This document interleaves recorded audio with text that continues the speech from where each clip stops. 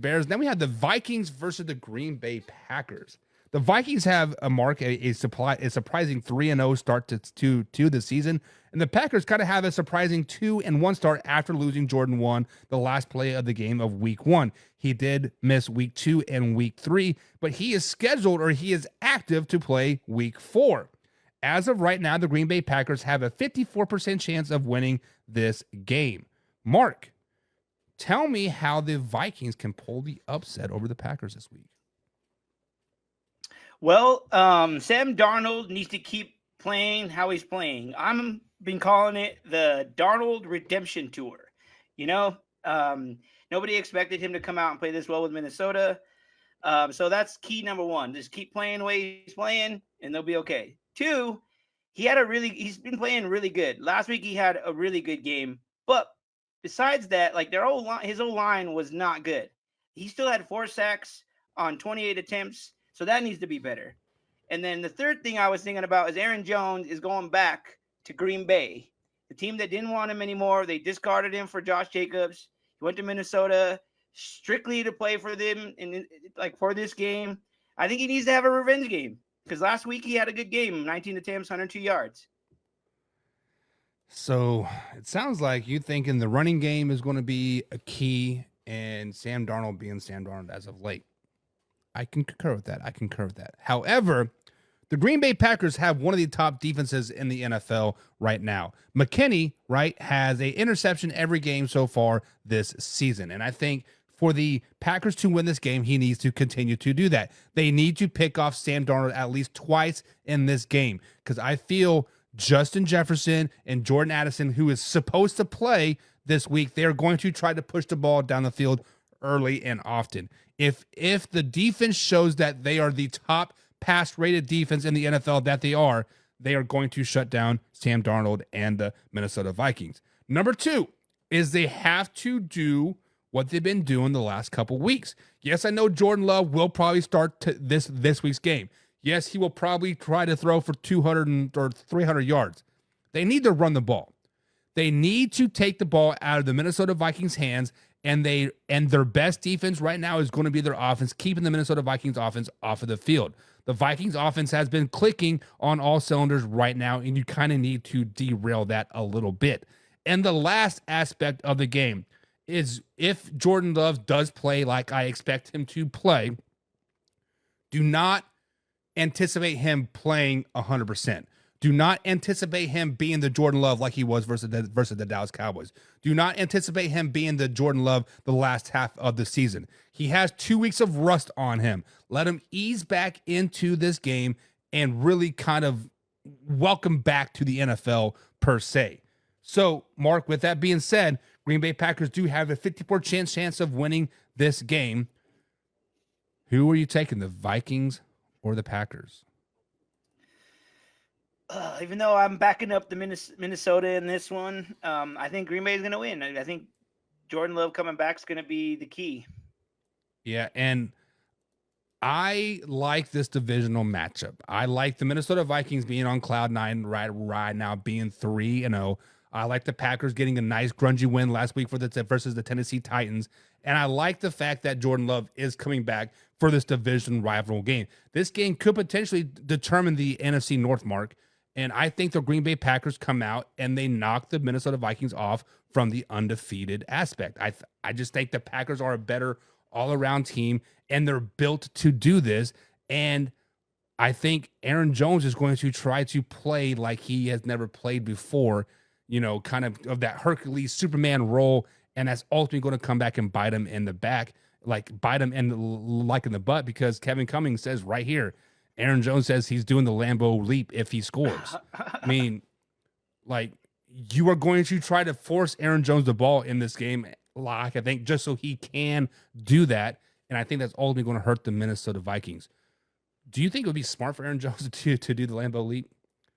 No, dude. Like, that's the stupidest shit I've ever heard, to be honest. It's like, they're loyal to their team, bro, not you. Yeah, I mean, if you can find some Minnesota Vikings fans like in the little corner, like the group of like 5 or 6 that are like I was there, maybe try to go see that. But it is what it is. But guys, in the comments below, let us know, who do you got, the Vikings or the Packers? And if you want to enter the Week 4 NFL Pick'em, there's a link. There's a pin link down there in the description below. Click on that link. It takes you to a Google Doc. It gives you a chance to win an NFL jersey this week, and it gets you entered in a chance to win $2,000 as well. And Derek says the winner of this game is going to come down to the kicker. Who has the better kicker? Well, clearly the Packers have the better kicker, right? I think so, yes. I think the Packers have one of the best kickers in the NFL, if I'm not mistaken.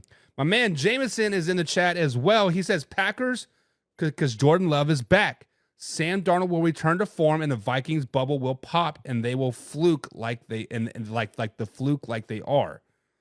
So, I want to talk about Sam Darnold a little bit, because I talked a little bit about this on Thursday's show. I was going to go more depth to it on Friday's show, but the hurricane hit here and we had flooding and all that stuff. But that's besides the point.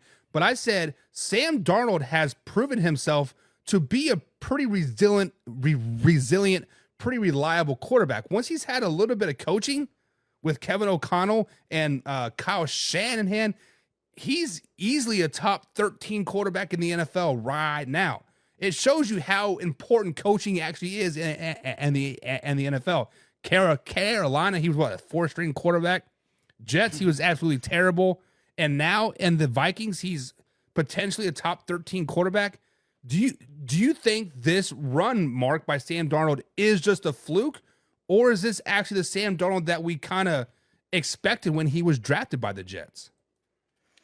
I don't think it's a fluke. It's like you said. For me, it's always been about the right fit. You know, I'm a firm believer that guys like the guys that get drafted early in the first round, they need to go to a team with an offensive-minded head coach. I'm sorry, but when you go to a team that has a defensive head coach, he's not worrying about your development. You know, like the structure isn't there for him to improve and be better. So he got a raw deal. He went to the Jets. The Jets didn't know how to develop him. He goes to Carolina. They obviously don't know what the hell they're doing. And then now he went to Shanahan, who actually knows what he's doing. Like I said, an offensive-minded head coach. And then now he goes to Kevin Conn, who also is that way. So, yeah, I can see him doing well.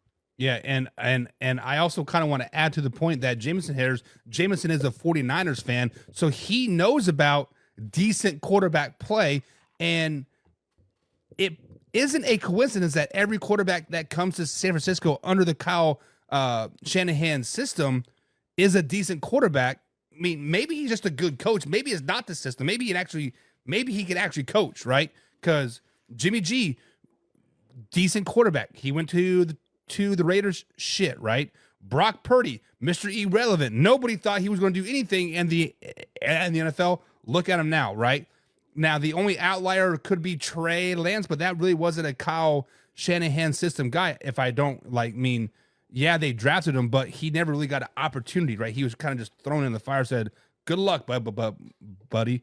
But it is what it is. Jameson also says, hot take here, says every undefeated team will lose except for Kansas City this week. Ooh, okay. Interesting. Slow it down. Alpha Rob, my man is picking the Packers, but he also says that the ghost man, Darnold, is balling though. He's definitely Sam Darnold is probably leader of the comeback player of the year right now, right, Mark? Well, they said they changed the rules of the comeback player of the year. Like, you can't just come back from sucking. Like, that's not part. Like, you have to come back from injury or something like that. So he's not even a candidate. Oh, really? So being a backup quarterback on a team, going to another team and starting is not a candidate? I mean, it could be, but I don't know. I'm not totally sure. Like I said, they changed the rules, and I think there's the rule. There's changed it. So just because of that, they don't want players who just played bad and all of a sudden get a comeback player of the year, you know? Probably like Joe Flacco that come back and play good for 4 games and oh, comeback player of the year. Okay. 4 games. Awesome. Right. Whatever. Yeah. So whatever. Derek says jumping it in the crowd is a good way to get a free beer and some nachos. So yeah. So if you are the Green Bay Packers, if you are the ownership or the general manager and you're at the concession stands, like you're a local high school team running the concession stand that particular game, you hope Aaron Jones finds the end zone twice, because I mean there's 20 more beers. Boom. Sold. And that's a couple $100, right? $18 a pop. Get you some bread, man. Get you some bread. Jamin says, unless San Francisco actually taught him to play quarterback, then he just is still below average. Kevin O'Connell's a good coach, Mark, right? I mean, I think so. Mm-hmm. I agree because we had the chance to hire him. I still don't understand why we didn't hire him and we hired fucking Nathaniel Hackett. It's so stupid. yeah, that's besides the point. Because they're trying to get Aaron Rodgers. I know. It just pisses me off that we could have had him because he's a great coach, and I love all the coaches that come from the Shanahan tree. All of them had success. All of them keep showing success. Like they're the best coaches in the league. Alpha Rob says that Sam Darnold could be a late bloomer like Rich Gannon was. We will see. We'll see. Like Jameson said, we'll see. Yeah, he also won a Super Bowl, right? Or at least took him to the Super Bowl with the Raiders. Yep. Carson Lanning says Darnold also said he learned how to play to study football from Brock Purdy. Interesting. I didn't know that. That's an interesting take. Kevin Cummings says Josh Allen was drafted by a defensive-minded coach. He's doing awesome. Yeah, but he had good coordinators. He had Brian Dable, who's a great coordinator, and now he's got Joe Brady, who's another offensive great coordinator. Yeah. So you could have an offensive-minded head coach, but you got to have an offensive-minded somewhere to help the structure. Yeah. Also, if you think about it, the year that he had quote a down year, which was last season, they fired that offensive coordinator mid-season. Insert Joe Brady. Insert 8 games in a row. So, yeah, I mean it's a lot of coaching. Tiaco 2.6 just subbed. Thank you for subscribing. We definitely appreciate that.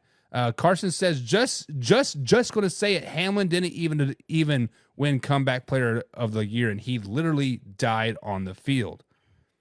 And Carson, I'm just going to say it. Don't shoot the messenger. DeMar Hamlin was not a very good player. I'm just you kind of have to have a successful season. I believe last year he played maybe 15 snaps. So he wasn't even a starter, dude. Yeah. So Jameson's. I'm with you, Buck. And Jameson is defending Trey Lance here, or defending the 49ers, of course. He says Trey Lance was a dumb draft pick. He was never fit for the San Francisco 49ers. True.